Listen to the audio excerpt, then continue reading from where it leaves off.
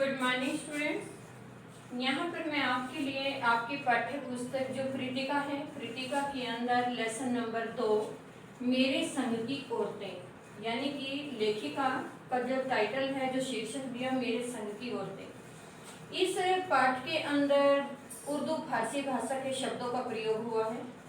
जैसे हम हिंदी में शब्द बोलते हैं वैसे उर्दू में अल्फाज होते हैं। तो यहाँ पर मैंने कुछ इस पाठ में से चुनिंदा अल्फाज निकाले हैं जिनका अर्थ जानना बहुत जरूरी है। तो मैं यहाँ पर आपको जो है मैं शब्द अर्थ करवा रही हूँ। जो चुनिंदा हैं उनको ध्यान से देखें और अपनी उत्तर पुस्तिका में साथ साथ लिखते रहें। यहाँ पर है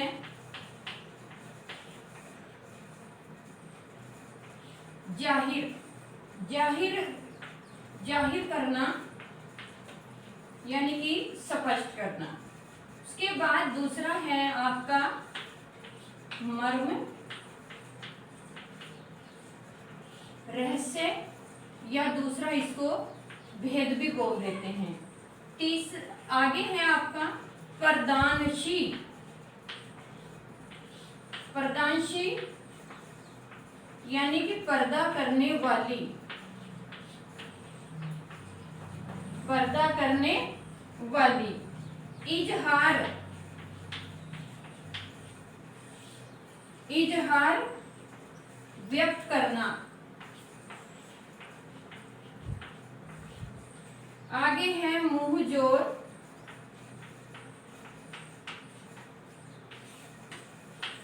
बहुत बोलने वाली।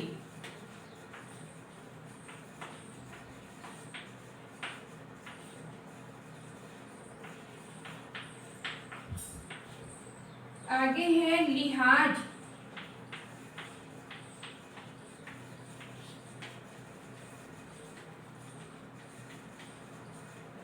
लिहाज कहते हैं व्यवहार को।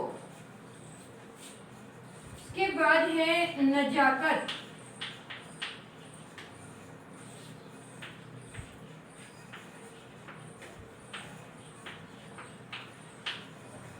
सुकोमलता, हैरत अंगेज,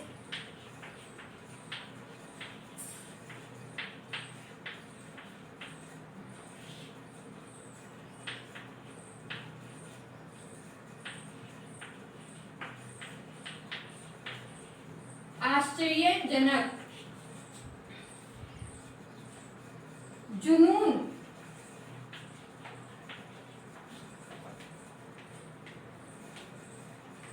सनक, वासिंदो,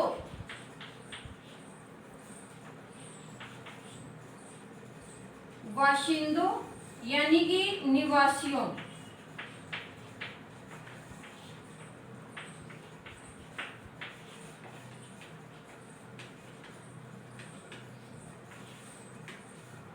निवासियों। अभिभूत,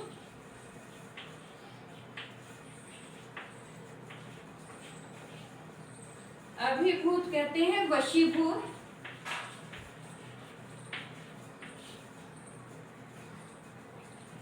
ख्वाहिश,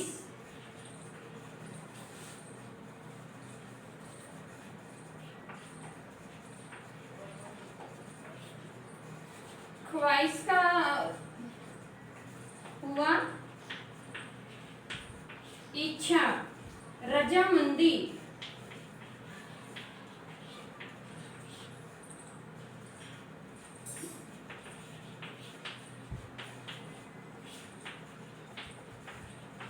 स्वीकार करना, मुस्तैद,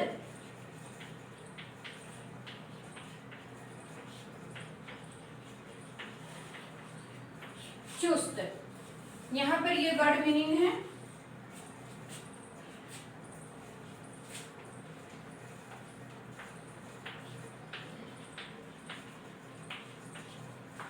आगे है आपका फजल,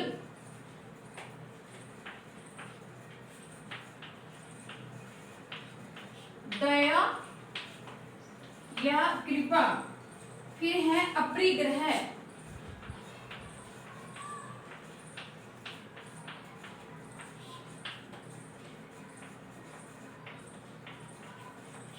संग्रह करना या एकत्र करना, वाजिब,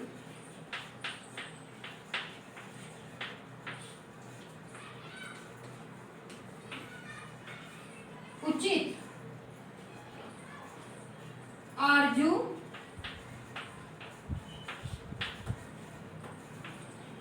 आरजू का मीनिंग होता है इच्छा, बदस्तूर,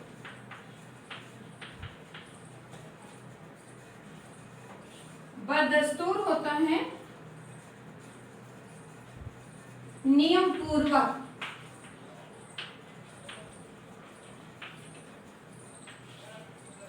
उसके बाद है आपका गुमान,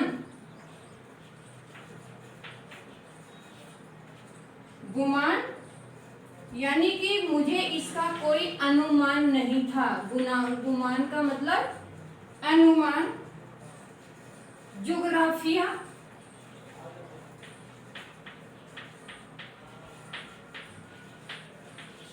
ज्योग्राफिया कहते हैं भौगोलिक, ज्योग्राफिक, भौगोलिक या भूगोल नक्शा भी कह सकते हैं इसका,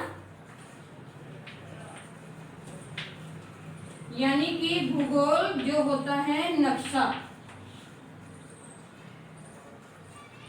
अकबकाया,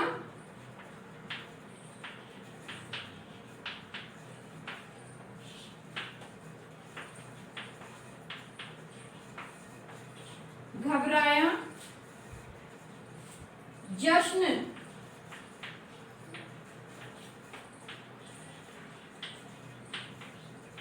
खुशी, यानी कि समारोह कह सकते हैं इसको, समारोह में खुशी मनाना,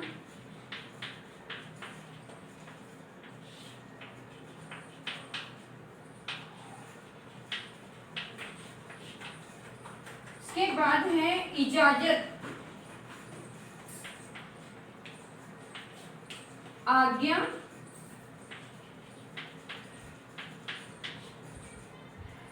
फारिग,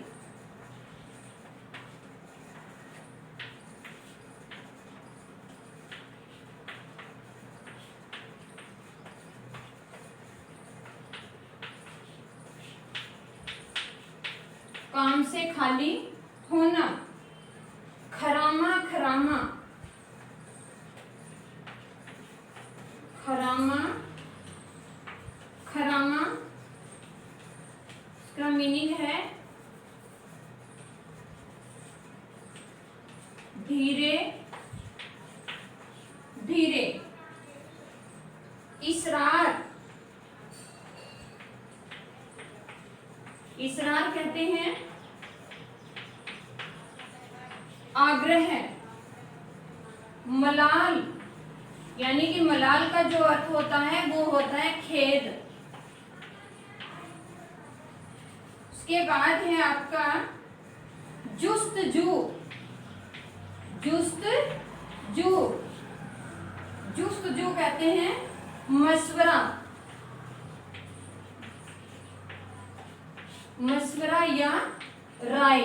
तो ये बच्चों यहाँ पर आपके उर्दू फारसी के शब्द हैं जिनका अर्थ यहाँ पर सामने हिंदी में दिया गया है।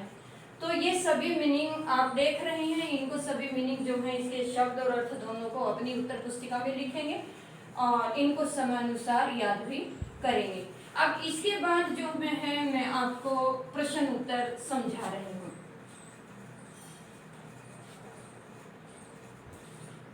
ये प्रश्न उत्तर मैं आपको इस पे समझाऊं, ये आप अपनी पुस्तक में भी देख लेना।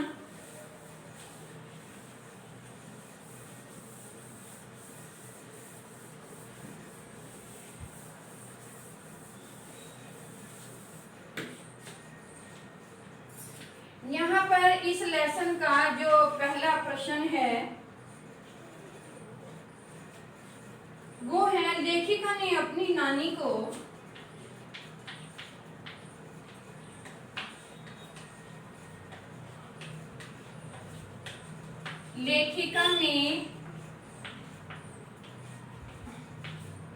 अपनी नानी को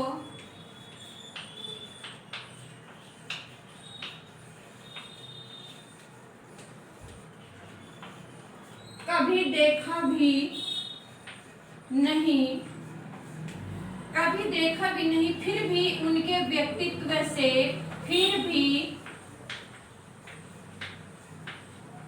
उनके व्यक्तित्व से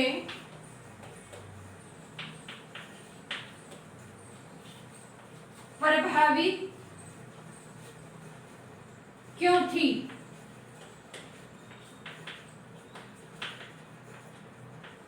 फिर भी प्रभावित क्यों थी?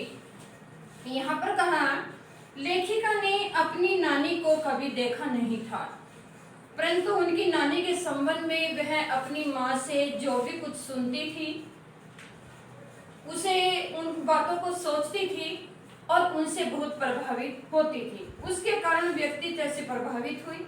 उसकी नानी ने पारंपरिक अनपढ़ होते हुए भी कभी पर्दा न खोलते हुए अंत में अपनी बेटी की शादी के लिए पर्दे का लिहाज छोड़कर अपने पति के एक मित्र से मिलने की इच्छा जाहिर की। पति विलायती ढंग में जीवन व्यतीत करने वाले बैरिस्टर पति के साथ वह बिना किसी गिले शिकवे के अपना जीवन यापन व्यतीत करती रही। मरने से पूर्व पर्दे का लिहाज छोड़कर अपनी बेटी की शादी की कमान अपने हाथ में ली और स्वतंत्रता सेनानी जिनका नाम प्यारे लाल था उनसे वचन लिया कि वो उनकी बेटी का विवाह, उनकी पुत्री का विवाह किसी क्रांतिकारी के साथ ही करवाएंगे। इनके इन्हीं प्रति क्रांतिकारी कदमों से लेखिका अधिक प्रभावित हुई। प्रश्न नंबर 2,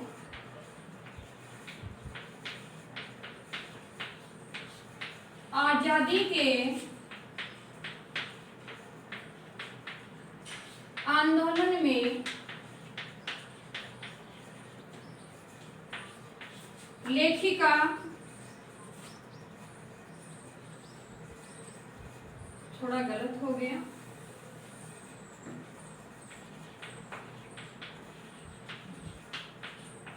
लेखिका की नानी की आजादी के आंदोलन में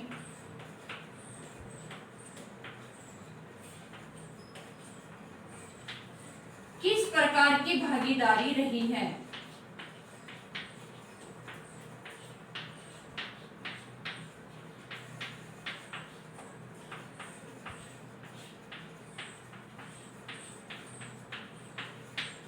किस प्रकार की भागीदारी रही है? प्रश्न नंबर 2, लेखिका की नानी की आजादी के आंदोलन में किस प्रकार की भागीदारी रही है?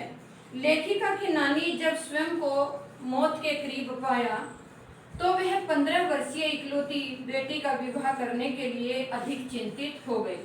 अपने पति के अनुसार किसी साहबों के फरमाबरदार के साथ अपनी बेटी का विवाह नहीं करना चाहती थी, इसलिए उन्होंने अपने पति के मित्र प्यारे लाल को से वचन लिया कि वो उनकी बेटी का विवाह किसी स्वतंत्रता सेनानी से ही कराएंगे।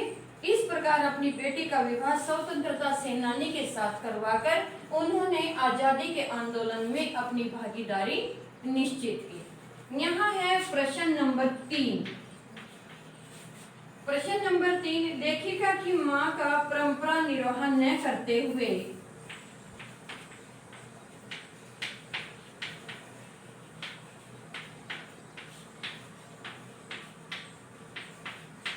लेखिका की मां परंपरा का निर्वाह न करते हुए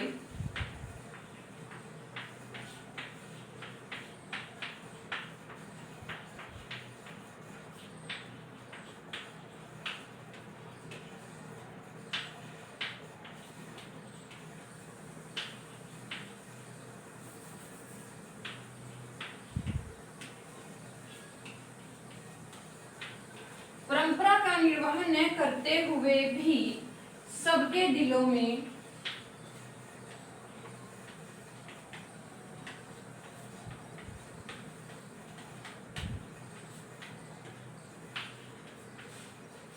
सबके दिलों में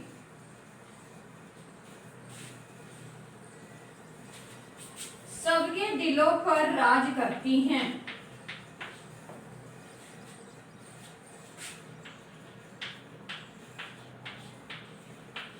राज करती थी।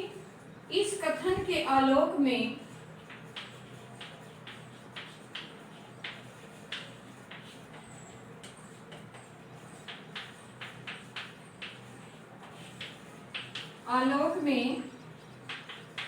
क्या भाग है? लेखिका की माँ के व्यक्तित्व की क्या विशेषताएं थी?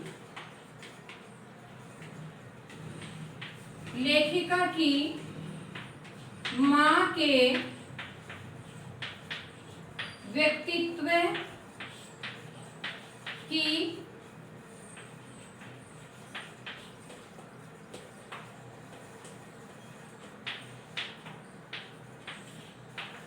क्या विशेषताएं थी? यहाँ पहला प्रश्न है, लेखिका की माँ परंपरा का निर्वाह न करते हुए भी सबके दिलों पर राज करती थी।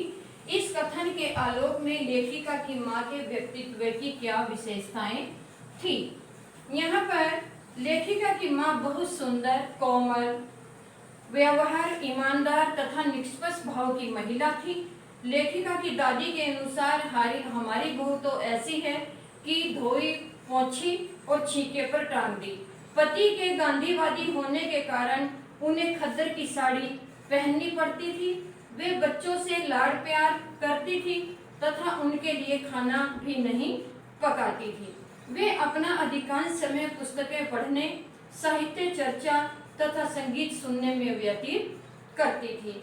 वे कभी झूठ नहीं बोलती थी और एक दूसरे की बात को कभी किसी दूसरे के सामने नहीं बताती थी।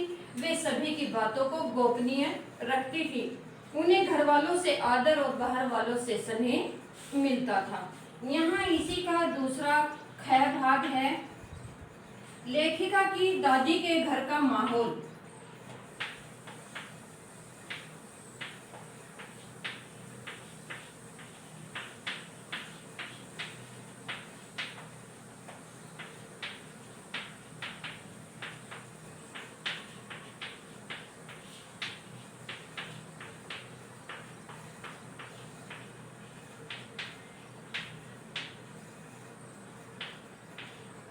अंकित कीजिए। लेखिका की दादी के घर का जो माहौल था उसको अंकित करना है। लेखिका की दादी के घर का माहौल गांधीवादी था। उसके पिता की जेब में पुश्तैनी, कोई पैसा धेला नहीं था, पर वे होनहार थे। उनके घर में खादी के वस्त्र पहने जाते थे। लेखिका की माँ को खादी की साड़ी इतनी भारी लगती थी कि कभी कभी उनकी कमर भी चनका खा जाती थी। और उनकी दादी का परिवार उनके नाना के विलायती रहन सहन से बहुत प्रभावित हुआ। इसलिए लेखिका की माँ से कोई ठोस काम नहीं करवाया जाता था, परंतु उनकी राय मानकर उसे पूर्ण रूप से निभाया जाता था। लेखिका की माँ को दादी के घर में पूरा सम्मान मिलता था। बच्चों की देखभाल भी लेखिका की माँ के अतिरिक्त दादी, जिठानियाँ, पिताजी आदि करते थे। घर में सबको पूरी तरह से आजादी थी। कोई किसी के पत्र के आने पर उसके विषय में उससे कुछ नहीं पूछता था। प्रत्येक व्यक्ति को अपना निजत्व बनाने की पूरी छूट थी। पर घर में परदादी भी थी, यानी कि वहाँ पर जो भी कार्य होता था वो उनकी दादी से सलाह मशवरा लेकर किया जाता था। इसी प्रकार उन्हें घर वाले स्नेह और बाहर वालों का सम्मान मिलता था। हर कोई उनसे मित्रता बढ़ाने को तैयार रहता, क्योंकि वो कभी किसी की गोपनीय बातों को नहीं बताती थी। वे इतनी सुकुमार, कोमल थी कि यहाँ पर उनसे घर का काम नहीं करवाया जाता था। ये लेखिका की दादी के घर का माहौल था। यहाँ प्रश्न नंबर है 4। प्रश्न नंबर 4 है, आप अपनी कल्पना से लिखिए।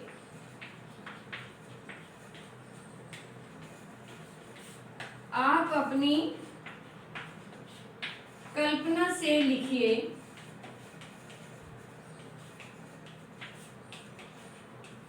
आप अपनी कल्पना से लिखिए कि परदादी ने पतोहू के लिए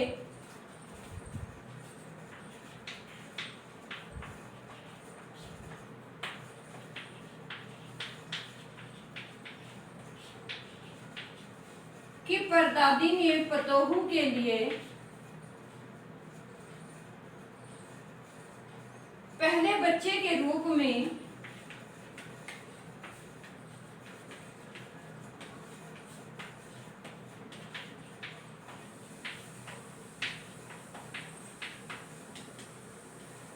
लड़की की ही मन्नत क्यों मांगी?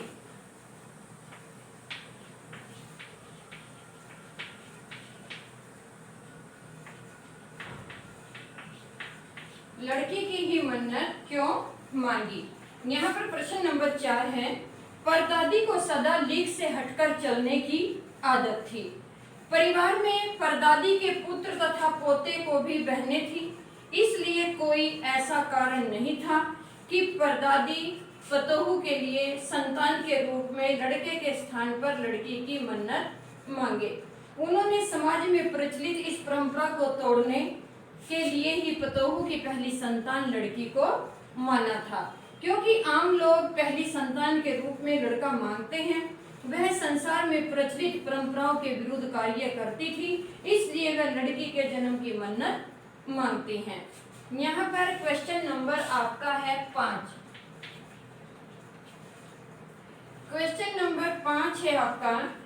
यहाँ पर डराने धमकाने उपदेश या बताने डालने की जगह डराने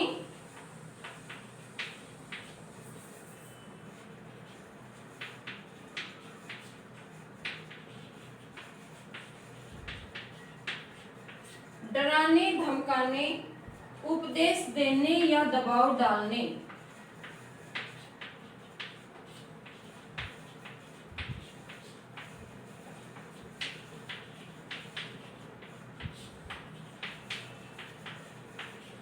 उपदेश देने या दबाव डालने की जगह सहजता से डालने की जगह सहजता से किसी को भी सही राह पर लाया जा सकता है।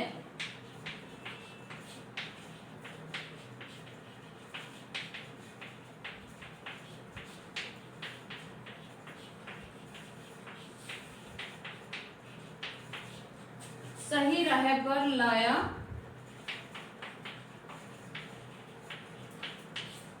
जा सकता है। पाठ के आधार पर बताइए।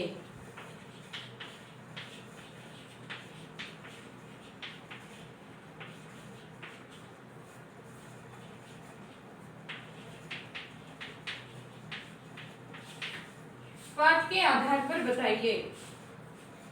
लेखिका की बहन रेणु बीए की परीक्षा न देने पर अड़ गई।